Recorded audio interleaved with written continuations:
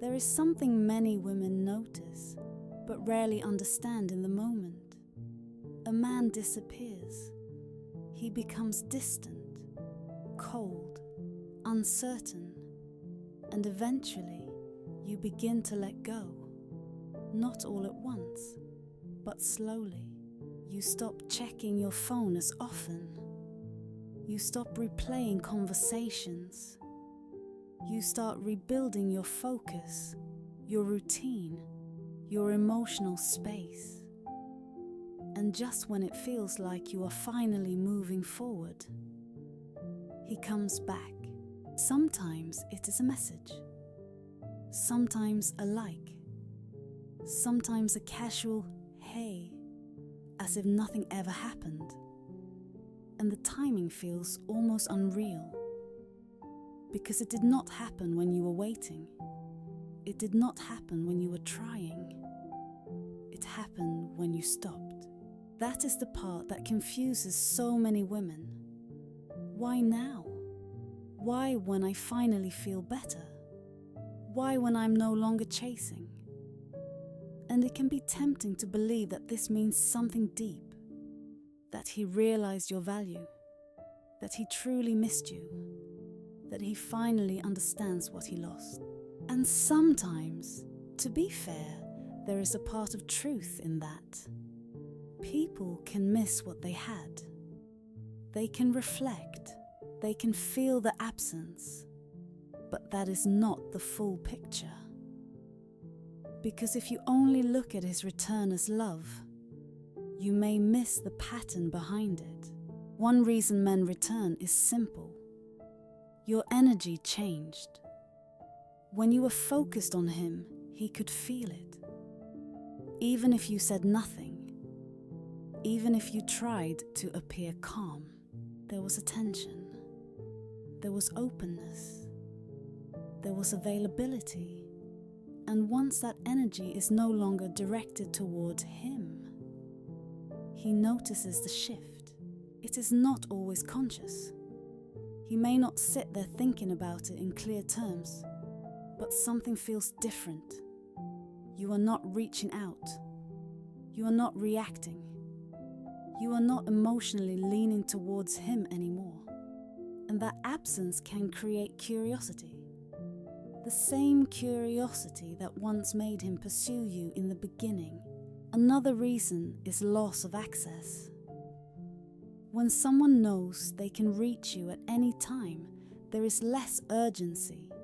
But the moment that access feels uncertain, the value appears. Not because you suddenly became more worthy, but because your availability is no longer guaranteed. Think about how people treat things that are always there, and how differently they react when something is no longer easily available. It is a shift in perception, and that shift alone can make someone come back, not to build something real, but to see if the door is still open. Sometimes it is also about ego. Knowing that you have moved on can feel uncomfortable, especially for someone who is used to being wanted. So returning becomes a way to check. Do I still have influence here? Do I still matter? Can I still get a response? And this is where many women get pulled back in. Because his return feels meaningful. It feels like closure, like a second chance, like something unfinished finally being completed. But often it is not completion, it is repetition. The same man who was inconsistent does not automatically become consistent. The same man who avoided clarity does not suddenly become emotionally available overnight. A return does not always mean growth. Sometimes it only means re-entry. And if nothing has truly changed, the outcome usually does not change either. That is why so many women experience the same cycle twice, or 3 times, or more. Hope, distance, return, confusion, and then distance again. So, what should you pay attention to when he comes back? Not the timing, not the words, not the apology alone. Watch what he does differently. Does he show consistency?